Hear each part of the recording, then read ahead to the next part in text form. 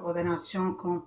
اليوم الوصفة مالتنا هي تشريب الدجاج، تشريب أحمر. وهاي عندنا المكونات. هاي عندي بوتيتاية وحدة، بصلتين، 2 نمو بصرة، وهاي عندي أني الحمص أنا سالكته وخالته بالمجمدة، وهاي عندي معجون، وهاي عندي نص دجاجة كاملة. هسه نبدي الوصفة مالتنا نطبخها وأشوف لكم إياها. هسه هاي بنات راح أبدي أحمس الدجاج، أجمع كل المكونات وأحمسه وأشوفكم. هاي عندي البوتيتة، هاي عندي البصلات، وهاي النمو بصرة. هسه نحمس وأشوف لكم إياها.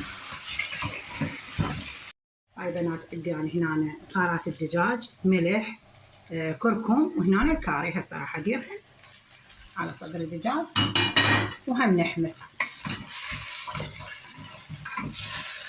أخليه أنا شوي حمص جامد هسه بالفوري يحل. هاي راح أخلي المي.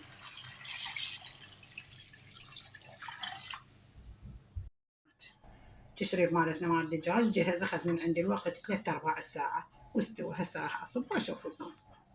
وهاي بنات هسه الوصفة مالتنا انتهت، تشريب الدجاج.